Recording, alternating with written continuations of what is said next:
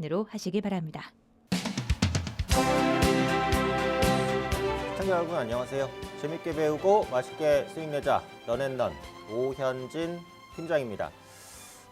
이번 한 주는 약간 이제 개인 투자분들께서 조금의 지루함을 느끼셨을 수도 있는 그런 한 주가 아닐까 그렇게 판단이 됩니다. 국내 증시가 이제 큰 폭의 낙폭을 기록한 이후에 되돌림을 빠르게 보였어요. 낙폭이 한 60% 정도를 지수 회복, 특히 코스닥 지수 같은 경우 거의 V자에 가까운 반등을 보였고 이번 주에는 사실 기술적으로도 약간 쉬어갈 수 있는 그런 한 주였다라고 생각을 합니다. 또 중국에서 규제 관련된 리스크가 일단 기본적으로 있었고요. 아직은 기관과 외국인이 국내 시장을 적극적으로 사주는 흐름은 아니기 때문에 다음 주에도 지수가 탄력적으로 움직이지 않을 가능성이 있어요. 그래서 이런 부분들을 염두에 두고 매매를 하셔야 될 것 같고 지수에 대한 기대감이 없다면 그 해답은 항상 어디서 찾아야 될까요? 그렇죠. 섹터와 종목에서 찾아야 됩니다. 그래서 런앤런에서는 이 섹터와 종목에서 투자의 힌트를 찾을 수 있도록 발굴해서 또 종목들을 많이 소개시켜 드리고 또 그걸 통해서 수익을 드리도록 할 테니까요. 계속해서 잘 시청해 주시면 좋을 것 같습니다. 자, 그럼 한 주 동안의 시황 중에서 중요하게 체크할 부분 화면을 통해서 한번 살펴보고 가도록 하겠습니다. 자, 이번 주에 제가 준비한 내용은 크게 이제 두 가지인데요. 이번 주 준비한 내용들 주제부터 한번 살펴보면요. 역시 실적이에요. 실적으로 밀어붙였던 시장이기 때문에 실적이 중요한데요. 미국 기업의 어닝 서프라이즈 비율이 좀 확대됐어요. 이게 바로 미국 증시를 지금 버티게 하는 원동력이 되고 있다라고 보시면 되겠고 국내에서는 콘텐츠와 게임 업종의 강세가 지속되지 않을까 싶어요. 물론 이번 주에는 이제 콘텐츠와 게임주가 약간 쉬어가는 그런 모습이 나타났지만 이 흐름이 단기에 끝날 흐름은 아니라고 봅니다. 다음 주에도 콘텐츠와 게임 업종에 대한 관심은 꾸준하게 필요하지 않을까라고 생각하고 있고요. 표를 보시면 S&P 500 기업의 어닝 서프라이즈 비중입니다. 어닝 서프라이즈 비중을 볼 때 높은 수준을 유지하고 있어요. 퍼센트로 따지면 80에서 85% 사이입니다. 이 말은 뭐죠? 100개 기업의 실적을 예상하면 85개 기업은 예상보다 실적이 잘 나온다라는 거예요. 지금 테이퍼링이라든지 원자재 값 급등, 인플레이션, 길게는 금리 인상 이런 리스크가 있음에도 불구하고 미국 증시가 견조하게 버티는 힘은 뭐다? 기업의 실적입니다. 반대로 말하면 기업의 실적이 꺾이는 순간 지수는 빠르게 꺾일 수도 있어요. 그래서 지금은 어떻게 보면 여러 가지 지표를 보시는 것도 중요하지만 미국 기업들의 실적, 특히 컨센서스 대비해서 실적이 잘 나오는지 이 부분을 보시는 게 좋을 것 같고요. 요즘에 조금 어닝 서프라이즈를 잘 내는 섹터가 있습니다. IT예요. IT. 그동안 IT주가 국내에서 굉장히 부진했는데 이따 말씀드리겠지만 SK하이닉스를 시작으로 해서 IT 대형주의 반등이 좀 시작되고 있기 때문에 그동안 낙폭이 컸었던 IT 대형주에 대한 관심도 꾸준히 가지실 필요는 있을 것 같아요. 어쨌든 국내 시장은 미국 시장에 대한 영향을 크게 받습니다. 그래서 미국 기업들의 실적이 계속해서 잘 나오는지 보시는 것 가장 기본적으로 체크해야 될 포인트다라고 말씀드리겠습니다. 그리고 아까도 이제 살짝 말씀드렸듯이 섹터별 지수 등락인데요. 최근 것만 보시면 되죠. 요 최근 거의 흐름을 보면 계속해서 강세를 달리는 섹터는 뭐죠? 2차 전지 테마 지수입니다. 2차 전지는 기본으로 깔고 가는데 지금은 2차 전지 관련주들의 밸류에이션 부담이 조금 높아졌어요. 신규로 진입하기는 조금 어렵죠. 그러다 보니까 상승률이 예전보다는 살짝 둔화되는데요. 최근 들어서 가파르게 치고 올라온 섹터 두 개가 보입니다. 바로 요것과 요건데요. 여기서 제가 찾아드리면 미디어 컨텐츠 그리고 게임 테마 지수 두 가지입니다. 메타버스와 연관성이 가장 높은 섹터들이라고 보시면 될 것 같아요. 게임 같은 경우에는 이제 코로나19에 따른 피해가 거의 없죠. 오히려 수혜를 받고 코로나19가 해소된다고 해서 게임 산업 규모가 위축되거나 하진 않을 것 같아요. 국내적으로도 그렇고 글로벌적으로도 게임 산업에 대한 규제를 약간 낮추는 그런 식으로 좀 진행이 되고 있어요. 중국을 제외한 다른 국가가 그렇다는 겁니다. 그래서 이런 부분들은 게임 산업의 발전을 촉진시킬 수 있을 것 같고 콘텐츠 관련된 종목군들은 어때요? 넷플릭스 오리지널인 오징어 게임, 그 이후에 마이네임, 국내 콘텐츠의 흥행이 계속되고 있어요. 그래서 몸값을 재평가 받고 있는 그런 시기라고 보시면 돼요. 그래서 이번 주는 오히려 건전한 조정이었다라고 봐요. 콘텐츠와 게임주가 이번 주 목요일에 좀 조정이 나왔는데 건전한 조정이었다라고 보고 다음 주에는 재반등을 시도할 수 있다라고 봅니다. 그래서 메타버스와 또 밀접한 연관성이 있는 게임, 콘텐츠주 다음 주에도 시장을 상회하는 성과를 낼 가능성이 있다라고 보니까요. 이런 부분들까지 같이 참고하셔서 매매에 활용하시면 좋을 것 같습니다.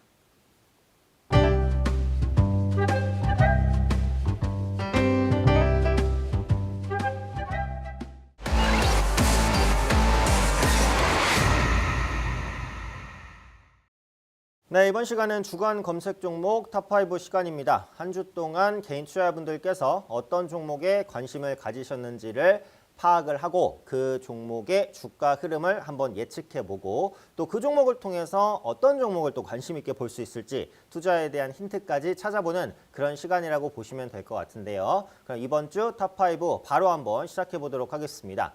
자, 첫 번째 종목 아까 시황에서 잠깐 예고드렸죠. SK하이닉스입니다. SK하이닉스 때문에 속 끓이셨을 투자자분들 많으실 것 같은데요. 이제부터는 한숨 좀 놓으셔도 되지 않을까 이렇게 생각됩니다. 이번 주 SK하이닉스가 비교적 바닥권에서 강한 반등을 보였는데요. 반등의 이유는 여러 가지가 있겠죠. 미국 기업의 IT 기업들의 실적이 괜찮았기 때문에 올라왔을 수 있고 요즘에 증권사에서 IT 관련된 리포트 나오는 거 보면 나쁘지 않아요. 반도체 업황 둔화에 대한 우려감이 좀 과도했다라는 분석 보고서들 나오죠. 그래서 지금까지는 삼성전자와 SK하이닉스의 목표 주가가 계속해서 내려갔는데 최근에 이 하락하는 기조가 멈췄습니다. 오히려 목표 주가를 소폭 상향시키는 그런 증권사도 나오고 있는 상황이에요. 그러다 보니까 IT 대형주가 바닥을 찍은 것이 아니냐라는 기대감 커지고 있죠. SK하이닉스 최근에 실적 발표했습니다. 3분기 최대 매출 11.8조 원이라는 매출을 기록했습니다. 정말 엄청난 수치예요. 그러니까 앞으로 반도체 업황이 둔화될 것이라는 거지 지금까지는 어때요? 좋았다는 거죠. 그래서 그 좋았던 부분이 뒤늦게 실적으로 나타나고 있습니다. 4분기는 어떨까요? 4분기도 실적 괜찮을 것 같아요. 지금의 우려감은 내년 1분기, 2분기에 대한 우려감입니다. 하지만 4차 산업이 성장하고 비메모리 반도체 시장이 커진다라는 명제가 있다면 메모리 반도체 시장도 따라서 같이 올라갈 수 있어요. 제가 전에도 한번 말씀드렸는데 4차 산업으로 성장할 분야는 메모리보다는 비메모리입니다. 그리고 국내 반도체 업체들은 비메모리 반도체 경쟁력이 약해요. 이건 다 팩트예요. 하지만 비메모리 반도체 시장만 단독으로 성장하고 메모리 반도체 시장만 단독으로 위축되고 그렇지는 않습니다. 어차피 동반 성장하는 분야예요. 4차 산업에도 저장 장치는 필요해요. 그래서 이런 부분들이 메모리 반도체 업황을 다시 끌어올리는 요소로 작용할 수 있다고 봅니다. SK하이닉스가 선제적으로 저점 매수가 들어왔고요. 삼성전자도 앞으로 완만한 반등을 보일 수도 있다고 생각하니까 IT 대형주에 대한 관심 좀 필요할 수 있을 것 같고 보유하고 계신 분들은 홀딩하는 전략 그리고 그동안 부진했었던 뭐죠? 주변주들. 네, IT 반도체 장비, 그다음에 IT 부품 이런 섹터들이 다시 움직일 수 있는 원동력을 가져갈 수 있다라고 보니까요. 지금 가격 매력 있는 IT주에 대한 관심, SK하이닉스를 포함해서 꾸준히 가지셔야 되지 않을까 판단됩니다. 자, 두 번째 종목 볼게요. 셀트리온입니다. 셀트리온은 이 시간을 통해서 한 3번 정도 말씀드린 적이 있는 것 같아요. 하지만 그럼에도 불구하고 다시 말씀드리는 이유는 또 그만큼 개인 투자분들께서 많이 검색하고 있기도 하고 또 그만큼 많이 가지고 있는 종목 중에 하나이기 때문이기도 합니다. 위드 코로나 선언 이후에 셀트리온이 이제 급락세를 보였지만 셀트리온 본연의 경쟁력이 훼손됐냐? 그건 아니에요. 이번 주에 나온 이슈를 보면 레키로나의 유럽 코로나19 치료제 포함 기대감이 부각이 됐습니다.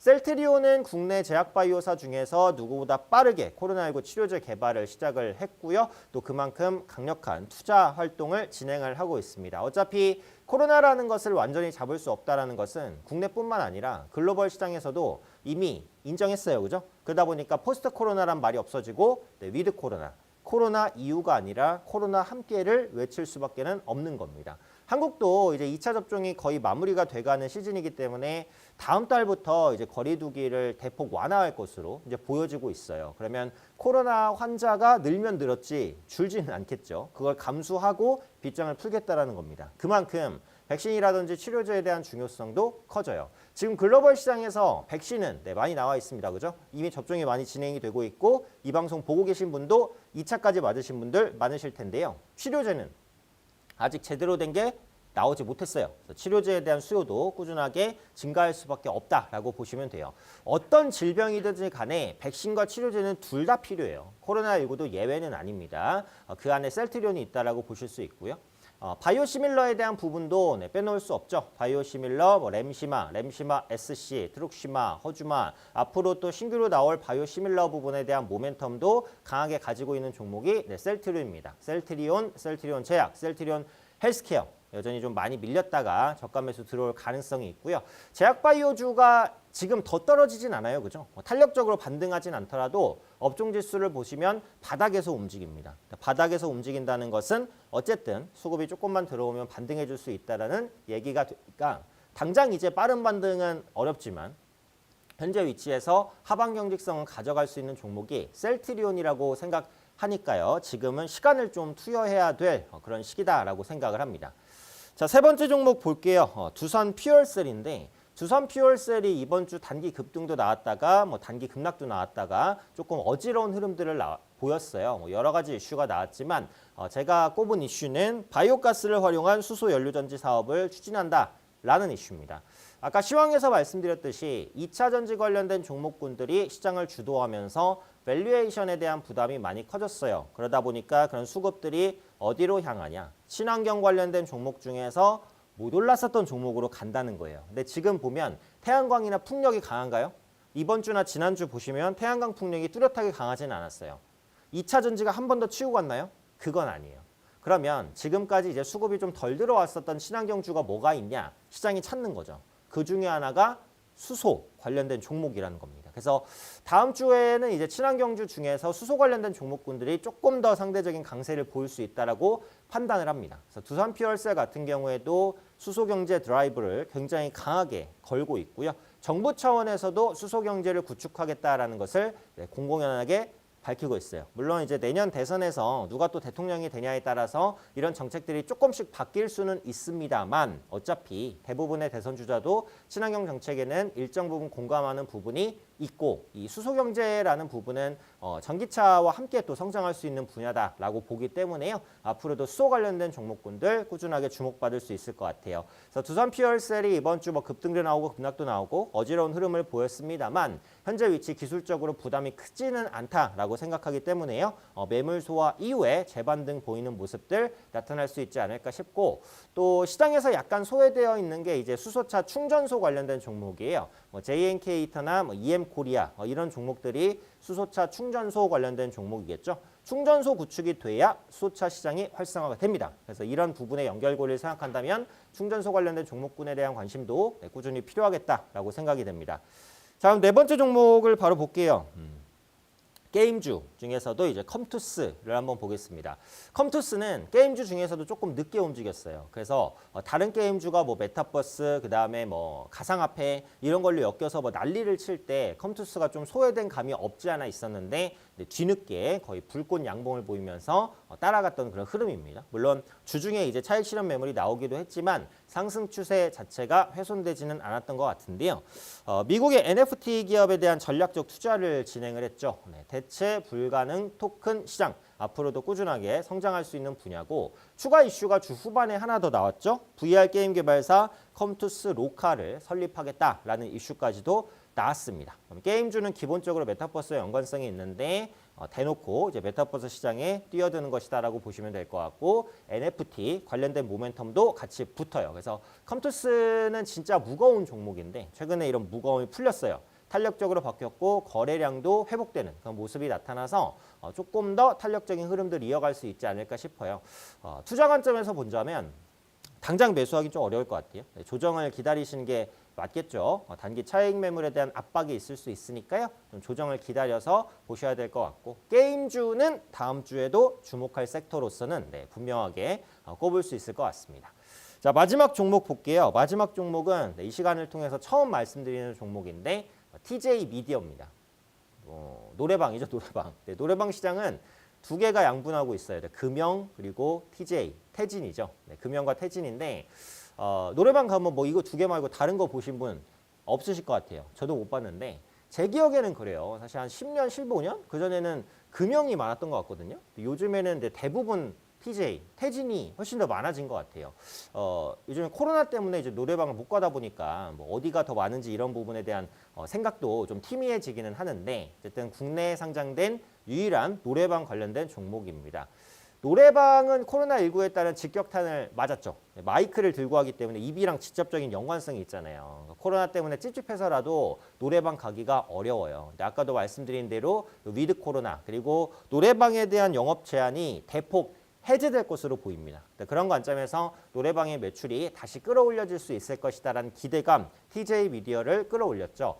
이 종목은 개별주기 때문에 이 종목을 통해서 다른 종목에 대한 힌트를 찾아서 붙이기는 좀 어렵습니다. 다만 위드 코로나 관련된 종목군들이 다시 움직이기 시작했다라는 거. 요게 포인트인 것 같아요. 항공주 같은 경우에는 조금 이제 가파르게 올랐다가 조정받는 그런 국면이 있었는데 그동안 시장에서 많이 주목받았지 못했던 위드 코로나 관련된 종목군들이 조금 뒤늦게 움직이는 경향은 있으니까요. 리오프닝 관련주도 전체적으로 체크를 좀 해보셔야 되지 않을까 이렇게 판단됩니다. 자, 이렇게 탑5 종목들 이렇게 살펴봤고요. 더 많은 섹터라든지 종목에 대한 궁금증 알고 싶은 분들 그리고 저와 함께 공부해서 주식시장에서 수익 내고 싶으신 분들 장중에 저와 함께 할 수 있는 방법도 있습니다. 화면 하단에 나오는 QR코드에 핸드폰 카메라 열고 대시면 영어로 된 링크가 하나 뜰 거예요. 그 링크를 누르시면 저와 함께 할 수 있는 방으로 지금 바로 입장하실 수 있고요. QR코드 입장이 어려우면 문자 주셔도 됩니다. 샵 3772로 제 이름 오현진 세 글자 정확하게 보내주시면 함께 할 수 있는 방 링크 문자로 답장 드립니다. 문자로 링크 받고 누르시면 제 방에 참여하실 수 있고요. 장중에 다양한 시황이라든지 업종, 섹터 관련된 전략들 올려드리고 있고요. 특히 저의 방대한 교육 자료들 무료로 공개해드리고 있으니까요. 들어오셔서 시황도 보시고 또 성공 투자도 하시고 공부도 열심히 하셨으면 좋겠습니다.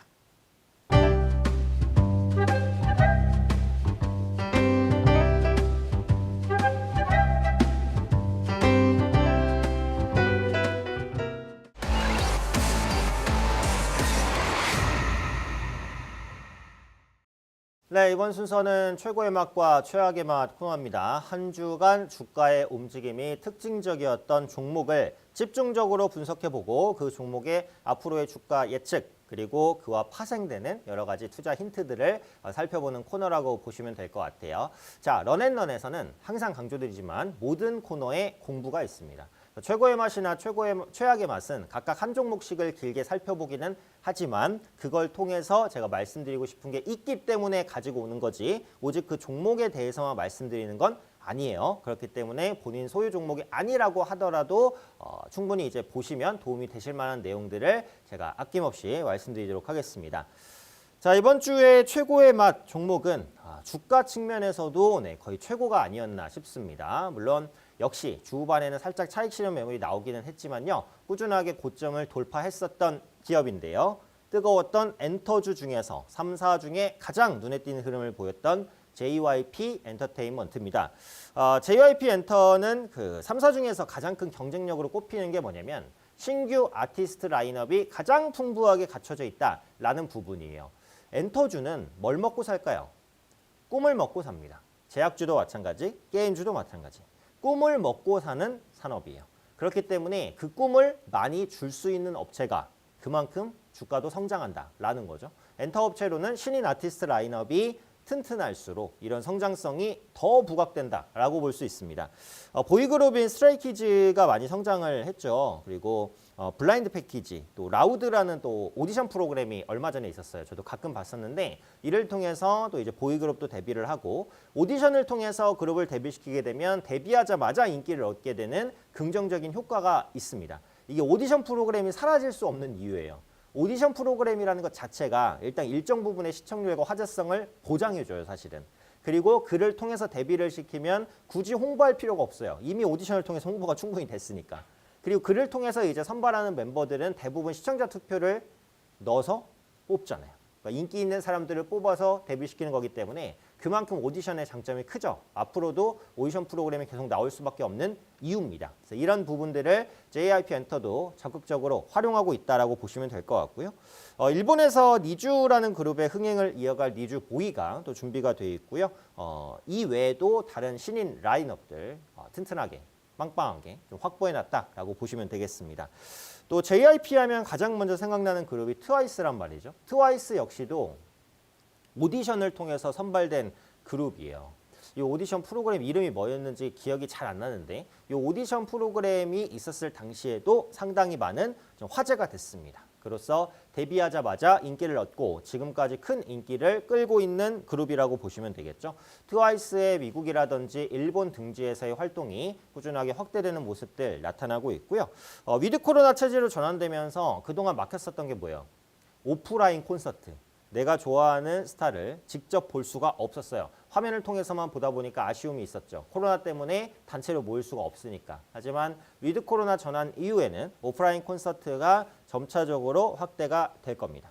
그동안 집에서 이제 스타를 직접 만날 수 없었던 이런 수요들이 폭발할 수 있겠죠. 글로벌적으로요. 그래서 이 부분에 대한 수의 기대감도 엔터주에 선반영됐다라고 볼 수 있을 것 같고요.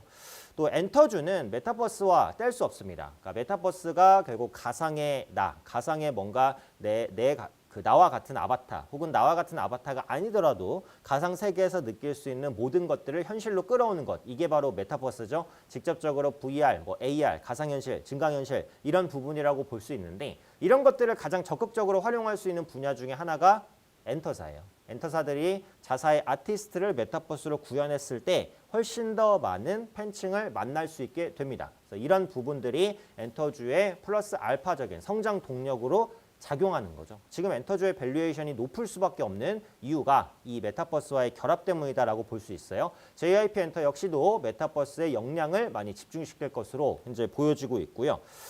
다만 이제 주가 측면에서는 많이 올랐습니다. 그죠? 그리고 JYP 엔터가 그렇게 작은 기업이 아니에요. 어느 정도 규모가 있는 기업이란 말이에요. 그러다 보니까 단기 상승에 따른 매물 부담은 분명히 있습니다.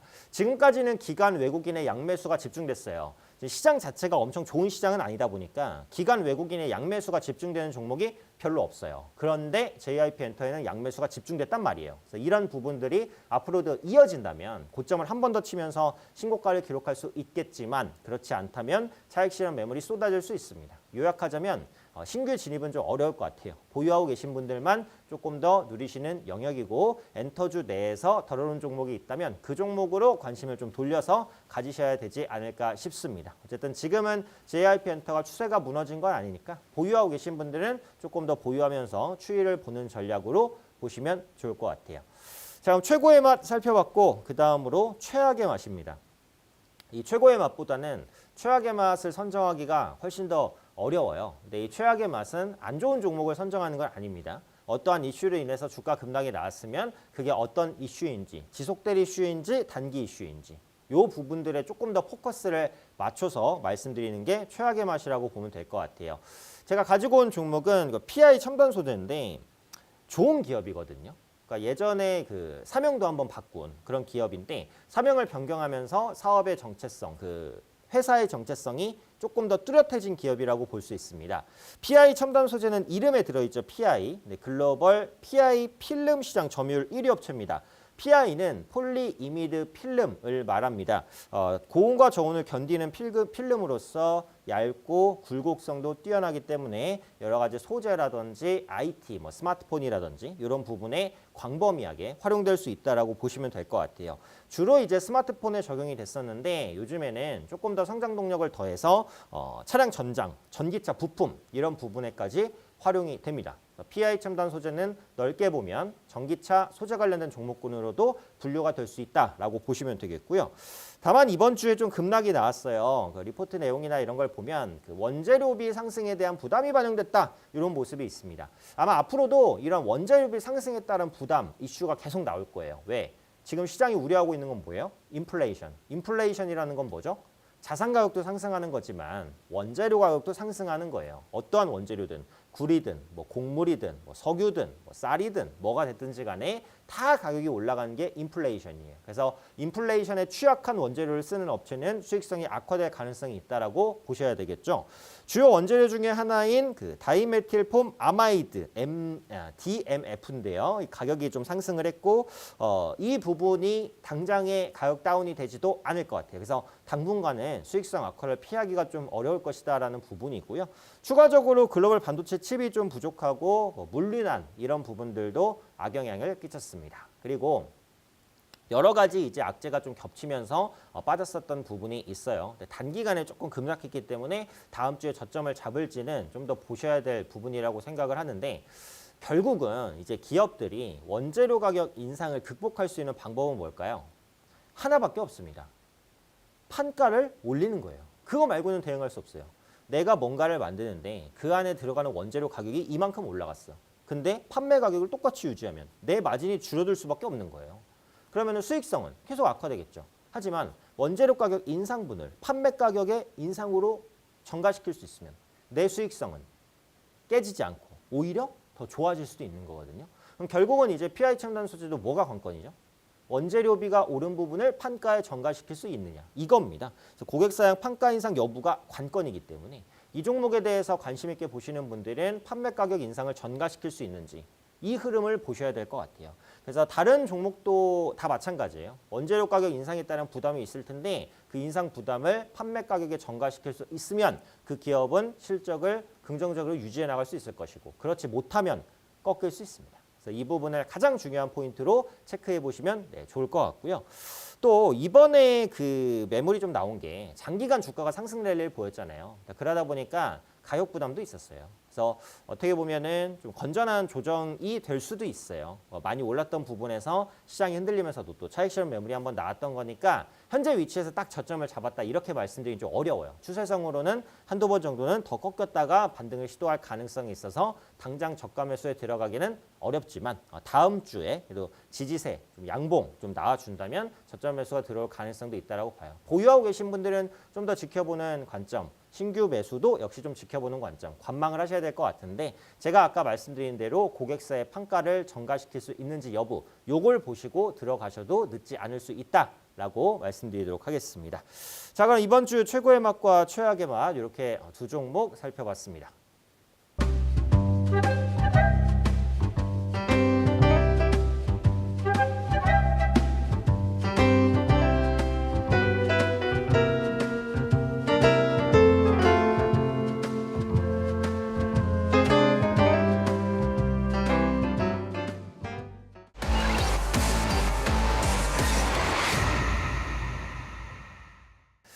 네, 이번 시간은 런앤런의 꽃이죠. 공부합시다 코너입니다. 한 20분 정도 강의를 통해서 집중적으로 공부를 시켜드리는 시간입니다. 이 내용은 이제 처음부터 끝까지 공부로 쫙 채워놨기 때문에 제가 화면을 통해서 설명을 드리죠. 자, 이번 주 런앤런의 공부합시다 코너 제가 또 야심차게 준비했으니까요. 화면을 통해서 한번 살펴보도록 하겠습니다. 런앤런의 모든 시간에는 이제 공부가 포함되어 있지만 이 화면을 통해서 봐야 또 차트까지 볼 수 있죠. 자, 오늘 제가 준비한 공부 뭘까요? 제목 신고가와 신저가입니다. 예전에 제가 그 상한가와 하한가에 대해서 강의를 해드린 적이 있어요. 그것과 개념은 비슷하기는 해요. 근데 신고가와 신저가니까 상한가와 하한가보다는 조금 더 긴 호흡으로 봤을 때의 움직임이다 라는 부분이겠죠. 우리가 그러니까 주식을 하면서 가장 좋은 매매는 뭘까? 되게 쉬운 말인데 지키기는 어려워요. 그런데 이렇게 해야 수익을 볼 수 있어요. 뭘까요? 가는 종목은 최대한 끝까지 먹고, 그죠? 떨어지는 종목은 빨리 자른다. 요 부분이거든요. 물론 내가 그 종목에 대해서 완벽한 모멘텀을 숙지하고 있다라고 한다면 떨어져도 내가 자신감 있게 장기 투자할 수도 있어요. 하지만 내가 이제 그 종목에 대한 철저한 분석 없이 기술적인 부분으로 대응을 했다라고 한다면 내 생각과 다르게 주가가 움직일 때는 잘라내는 과감함도 필요하죠. 그리고 내가 기술적 분석을 통해서 매수를 했는데 꾸준하게 잘 가면 빨리 매도할 필요가 있어요? 없어요.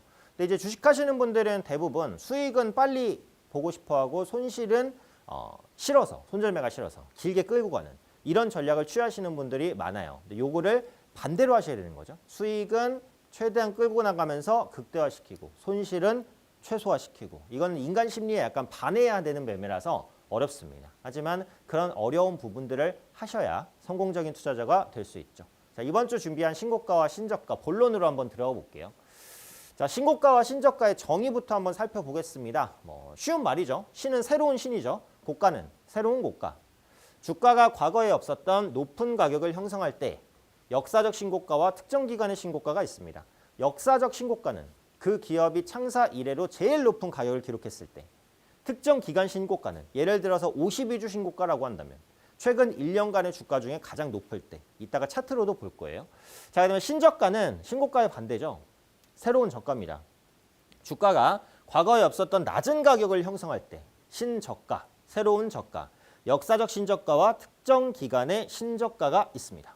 역사적 신저가는 창사 이래 주가가 제일 낮을 때 엄청 안 좋겠죠. 특정 기간의 신저가는 52주 신저가면 최근 1년 동안 주가가 제일 낮다는 것을 의미하는 거죠. 신고가와 신저가의 정의입니다. 자, 차트를 통해서 간단히만 보겠습니다. 역사적 신고가가 뭘까? 이런 거죠. 얘는 지금 일봉인데요. 뭐 이게 일봉이든 주봉이든 월봉이든 상관은 없어요. 차트를 딱 보시면 뭐 봉도 자세하게 안 보이겠지만 딱 봐도 계속 올라갔습니다. 그죠? 그리고 여기 기록한 이 가격, 앞에 주가를 아무리 봐도 이 가격보다 높은 가격은 없었어요. 이게 바로 역사적 신고가죠. 이때는 제가 뭐라고 말씀드렸죠? 기술적 분석은 뭐다? 심리입니다. 기술적 분석이라는 것은 그 주식을 보유하고 있는 사람의 투자 심리를 분석하는 거예요. 그게 기술적 분석의 전부예요. 지지대, 저항대, 상승 추세, 하락 추세. 제가 런앤런 시간을 통해서 강의를 좀 많이 드렸었는데 이것들은 다 투자 심리예요. 그러면 기술적 분석을 할 때 이 위치에서도 투자 심리를 분석하는 거예요. 이 위치에서는 투자 심리가 좋을까 나쁠까? 당연히 좋습니다. 왜? 새로운 고가를 형성했다는 것은 이 종목을 가지고 있는 사람은 지금 다 수익이라는 거예요. 종가에 샀어도 손실은 아니에요. 본전이에요. 그죠? 아주 일부 투자자는 본전이고 나머지는 다 수익이에요. 다 수익. 다 수익이라는 것은 매물이 없다라는 것. 매물이 없다라는 것은 조금만 매수해도 한 번 더 치고 올라간다라는 것. 이게 바로 고점을 경신하는 종목이 더더욱 고점을 경신하는 원리입니다. 그러니까 이런 위치에서는 매도하면 돼야 안 돼요? 안 되죠. 꺾이기 전까지는 계속해서 홀딩을 하셔야 되는 거죠. 그 다음에 52주 신고가라는 것도 있는데 이거는 이제 역사적 신고가보다는 조금 낮아요. 여기 주가를 보시면 여기보다 높았던 가격은 분명히 있어요. 하지만 최근 1년 동안에는 가장 높은 주가입니다. 최소한 1년 안에 이 주식을 매수한 사람은 다 수익이라는 거예요. 여기서 물린 사람들은 물론 손실이 되겠지만 최근 1년 내 매수한 사람들은 다 수익이라는 겁니다. 역사적 신고가만큼은 아니지만 그래도 투자 심리가 좋아요. 52주 신고가 역시도 매도를 해야 되겠어요? 보유를 해야 되겠어요? 당연히 투자 심리가 좋기 때문에 보유를 하시는 것이 맞습니다. 자, 반대 개념도 볼게요. 역사적 신저가입니다. 자, 주가를 보면 여기 종가인데 이게 동전주예요. 이 위치를 보고 앞에를 쫙 봐도 여기보다 낮았던 주가는 없어요. 투자 심리는 엄청 안 좋겠죠. 이 주식을 보유하고 있는 사람은 99.9%가 손실입니다. 보통 이제 손실을 보고 있을 때 사람 심리는 뭘까요? 한번 설명드린 적이 있는데 본전 오면 매도한다 이거예요. 내가 10,000원에 샀는데 9,000원 됐어요. 9,000원이 돼서 10,000원이 됐으면 그거 안 팔고 버틸 사람 별로 없어요. 보통 이제 아이고 손실 안 봤다 다행이다 하고 판단 말이에요. 그런 심리를 여기다 적용시키면 신저가로 간 종목이 올라오면 여기서 본전에서 매도하려고 하는 사람들이 수두로 빽빽하게 대기하고 있습니다. 항상 던지죠. 그게 신저가예요. 신저가는 그럼 반대로 말하면 뭐다? 매물이 어마어마하게 많은 주가. 조금만 올라가려고 해도 파는 사람이 많은 주가. 거기선 조금만 팔아도 주가가 완전 땅굴을 파고 갑니다. 신저가에서는 매수를 하면 당연히 안 되겠죠. 보유하고 있어도 일단 매도를 하는 게 좋겠죠. 자, 52주 신저가인데요. 이 최근 주가보다 낮았었던 주가는 있었어요. 하지만 보시면은 최근 1년 내로는 가장 낮아요. 역사적 신저가보다는 파급력이 덜하지만 역시 투자 심리가 안 좋습니다. 요약하자면 신고가 종목은 홀딩하면서 수익을 극대화시키고 신저가 종목은 리스크 관리를 하면서 일단 매도하는 전략이 유리하다라는 거죠. 보통 이제 개인 투자분들이 반대로 하신 경우가 있어요. 내가 산 종목이 이렇게 막 고가를 치면은 이거 무서워. 그냥 빨리 차익 실현해야지. 저가 땅굴 파고 가면 나 이거 추매해야지. 그죠? 이런 매매 습관을 좀 반대로 하셔야 주식시장에서 살아남을 수 있다. 물론 이 부분은 종목에 대한 분석이 완벽하지 않다는 가정입니다. 내가 그 종목에 대한 확신이 있으면 뭐 기술적 분석 깨지든 뭐든 그냥 가져갈 수도 있는 거예요. 그만큼의 확신을 가지려면 그만큼 많은 공부를 하셔야 되겠죠. 일반적인 개인 투자분들께서는 생업에 종사하시기 때문에 그만큼 종목을 집중적으로 분석할 수가 없어요. 그러다 보니까 차트에 대한 의존도가 높습니다. 차트에 대한 의존도가 높으면 차트가 팔라고 할 때는 팔아야죠. 신저가 보일 때는 팔아야죠. 신고가 때는 더 올라갈 가능성이 높으니까 보유해야죠. 자, 주가에 따른 투자 심리입니다. 아까 이제 다 설명을 드렸는데 아이고 너무 올랐으니까 우리는 매도를 해야 될까요? 신고가 얘기죠. 너무 떨어졌으니까 우리는 매수를 해야 될까요? 신저가 얘기죠. 자, 주가는 물건이 아니라고 했습니다. 단순히 주가가 많이 떨어졌다고 해서 사고 많이 올랐다고 해서 팔고 이런 건 안 돼요. 근데 우리는 살면서 대부분 그런 것들을 맞다고 경험하고 사니까. 근데 주식은 완전히 다른 거죠.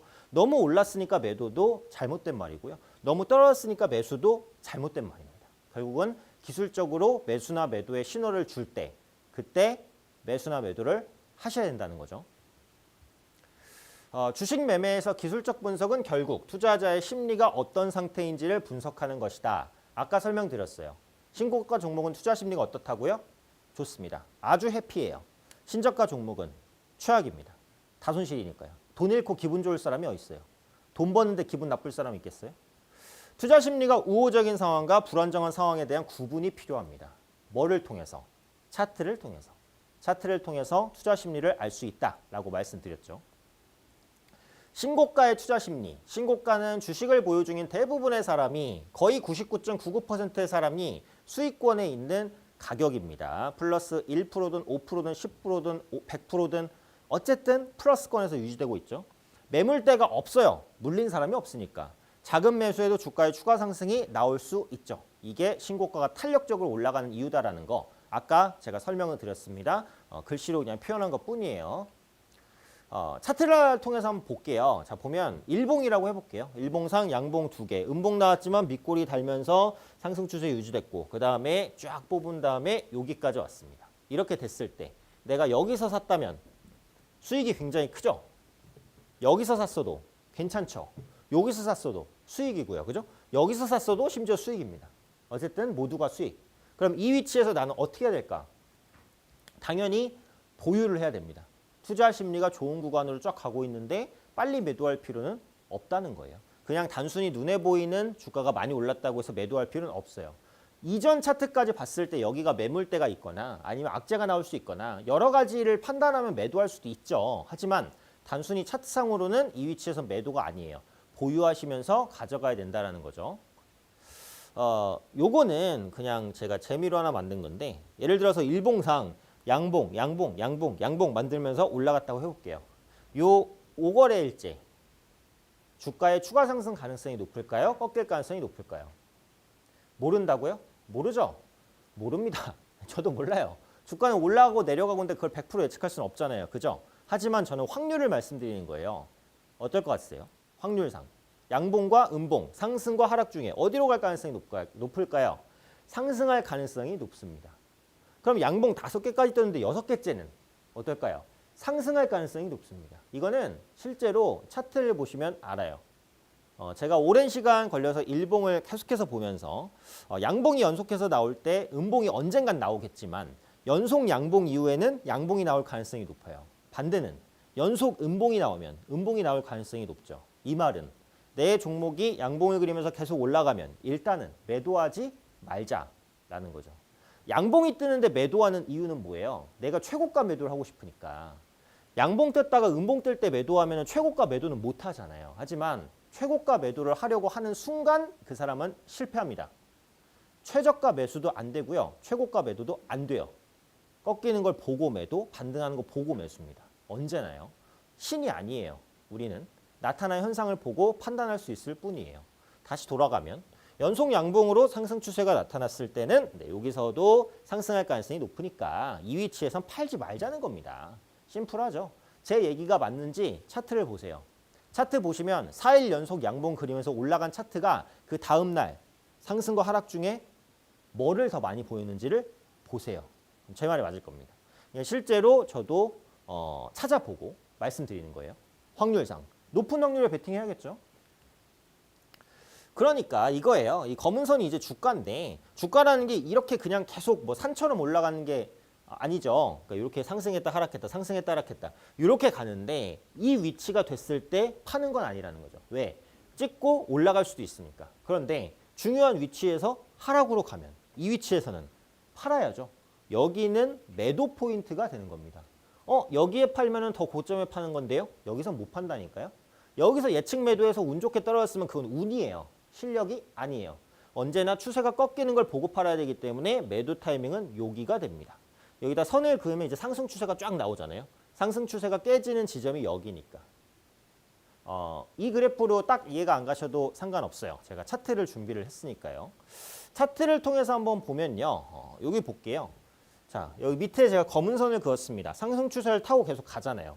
그러니까 이런 위치에서는 매도를 할 필요가 있어요, 없어요? 없어요. 상승 추세가 안 깨졌어요. 안 깨지고 계속 올라갑니다. 여기 지지받았죠? 지지받았죠? 지지받았죠? 여기서 깨졌죠. 여기서는 매도를 해야죠. 매도 타점이죠. 상승하는 종목은 상승이 이어질 때까지는 보유를 하고 깨지는 걸 눈에 확인한 후에 매도입니다. 매수나 매도를 예측해서 하면 안 된다. 확인하고 해야 된다. 여기 딱 보면 추세가 깨지는 게 확인이 되는 건 이 지점이니까 이때 매도를 하셔야 된다는 거예요. 다른 차트도 이제 한번 볼게요. 여기서 상승 추세를 계속 이어가고 있으니까 매도할 필요가 없죠. 계속 가는데 여기서 주가가 갑자기 강해지면은 추세선을 위쪽으로 한번 더 긋습니다. 이게 추세 강화예요. 추세선 긋기와 추세 강화에 대해서는 제가 교육 영상을 통해서 따로 준비해 놓은 게 있어요. 이따가 제가 안내 드리는 방법으로 제 방으로 들어오시면 요 강의 내용을 자세하게 보실 수가 있습니다. 어쨌든 추세선이 깨지지 않고 올라갈 때 추세가 강화되면 강화된 선을 그어서 여기서 차익 실현을 한다라는 거예요. 추세선 긋기와 추세 강화에 대한 이론적인 설명이 내용이 방대하기 때문에 제가 제 방에서 준비했으니까 이따가 안내해 드릴게요. 자, 그럼 급등 신고가 요럴 땐 조금 달라요. 뭐가 다르냐? 다 일봉상 하나, 둘, 셋 상승 추세는 맞는데 여기서 양봉이 이렇게 뛰었어요. 이러면 여기서 반 정도는 팔고 갈 수도 있어요. 왜? 단기간에 급등하면 매물이 있고 단타가 붙었거든요. 그럼 거기서는 차익 실현 매물이 나올 수 있어요. 그래서 이건 상승 추세를 이어가는 건 맞지만 이렇게 가다가 갑자기 이렇게 뻗었다. 이러면 반 정도는 팔 수도 있어요. 반락이 나왔다가 다시 가든 아니면 반락이 나오고 좀 지지부진할 수도 있거든요. 그러니까 요럴 때는 살짝 그 상승 추세지만 한 반 정도는 털고 가는 것도 전략이 될 수 있어요. 그래서 이 부분까지 제가 참고로 말씀을 드렸습니다. 자, 그럼 이제 반대예요. 반대는 뭐 심플하게 보시면 되죠. 자, 이 위치에서 계속 떨어지죠. 여기서도 손실 다 손실이에요. 여기까지. 그럼 그 다음번에는 어떨 가능성이 높을까? 기적적으로 여기서 반등할까? 더 떨어질까? 더 떨어질 가능성이 높습니다. 당연하죠. 신고가를 정확하게 반대로 뒤집은 거예요. 요것도 보면은 4일 연속 음봉. 이날은 양봉과 음봉, 상승과 하락 중에 어떨 가능성이 더 높을까? 이제는 뭐 말 안 드려도 알죠. 당연히 하락 가능성이 높습니다. 5거래일째도 하락하면 6거래일째는 하락 가능성이 높습니다. 가능성이 높다는 거예요. 100% 그렇다는 게 아니고. 그러니까 이 위치에서는 예측해서 많이 떨어졌네 매수하면 돼요? 안 돼요? 안 되죠. 최소한 반등하는 걸 확인하고 매수를 해주셔야 된다는 겁니다. 추세를 무시하시면 안 돼요. 이것도 이제 마찬가지죠. 하락하는 추세이기 때문에 이런 위치에서 매수를 하시면 안 되는데 이렇게 가다가 이렇게 뚫고 나가면 이 고점을 돌려 세울 때 매수 타점이 여기서 나옵니다. 그래서 반등하는 것을 확인하고 매수를 해야 돼요. 발바닥에 사고 싶어서 여기서 사면 좋겠지만 여기서 못 사요. 안 돼요. 추세 전환 확인해야 되기 때문에 조금 고점에서 사야 됩니다. 발바닥에선 못 사요. 무릎에 사셔야 됩니다. 발바닥 찍고 무릎에 왔을 때 매수한다는 거. 신저가의 투자 심리인데요. 자, 보시면 여기선 하락 추세이기 때문에 사면 안 돼요. 매수 타점은 어디서 나와요? 여기서 나오죠. 이건 역시 추세선 긋기가 좀 연습이 되셔야 돼요. 하락 추세를 돌려내는 돌파가 양봉상 나올 때 매수를 한다라는 거. 이것도 마찬가지예요. 하락 추세니까 이 위치에선 다 매수가 아니에요. 아니고. 어디서 매수? 요런 위치에서. 그죠? 하락 추세를 돌려내는 요런 위치에서 매수를 하시면 잘된 기술적인 매수 타이밍을 잡을 수가 있습니다. 마지막 내용인데 이제 급락 신저가 요것도 마찬가지예요. 자, 하락 추세를 계속해서 보일 때는 주가가 추가 하락을 보일 가능성이 높아요. 그런데 이게 하락 추세가 나온 다음에 여기서 음봉을 확 밀었어요. 이 경우에는 어떨까요? 단기간에 급락했기 때문에 기술적 반등이라는 게 나올 수 있어요. 그래서 내가 단타를 잘한다면 급락이 나왔을 때 여기서 한번 들어가 볼 수도 있는 거예요. 하지만 이건 이제 고수의 영역이니까 무조건적으로 하시라고 말씀드리긴 어려워요. 그러니까 이런 위치에서는 하락 추세니까 매도를 해야 되는 게 맞아요. 근데 어떻게 하다 보니까 음봉으로 확 밀었어. 그러면 여기서 매도하기는 조금 어려워요. 최소한 어느 정도의 기술적인 반등을 보고 매도하시는 게 나을 수 있어요. 오늘은 이제 신고가와 신저가에 대해서 말씀을 드렸습니다. 신고가의 투자 심리, 신저가의 투자 심리인데요. 한마디로 요약하면 신고가에서는 팔지 말고 가져가자. 신저가에서는 일단 매도하자. 이겁니다. 종목에 대한 확신이 없이 내 기술적 분석으로 봤다면 대응도 기술적 분석으로 하셔야 되는 거죠. 언제나 수익 극대화, 손실 최소화가 주식 투자에서 내가 수익을 남아서 살아남을 수 있는 길이라는 부분을 꼭 명심하셨으면 좋겠습니다. 자, 오늘 강의 내용을 또 다시 보고 싶거나 저의 방대한 강의 내용 그리고 이 시간을 통해서는 짧아서 제가 핵심만 말씀드리는데요. 저의 풀강의 영상들 1강부터 차례대로 준비해 놨습니다. 공부하실 분들 참여하실 수 있는 방법 있는데요. 화면 하단에 나오는 QR코드에 핸드폰 카메라 열고 되시면 영어로 된 링크가 하나 뜰 겁니다. 그 링크 누르시면 저와 함께 할 수 있는 방으로 지금 바로 입장하실 수 있고요. QR코드 입장이 어려우시면 문자 주세요. 샵 3772로 제 이름 오현진 세 글자 정확하게 보내주시면 함께 할 수 있는 방 링크 문자로 보내드립니다. 문자로 링크 받고 누르시면 들어오실 수 있고요. 방에서는 풍부한 이제 강의 자료들 제가 무료로 제공해드리고 있고요. 장중에 시황이라든지 업황 내용들도 꼼꼼하게 체크해드리고 있으니까 장중에 저 만나고 싶으신 분들은 많이 들어오셔서 공부하시고 성공 투자하셨으면 좋겠습니다.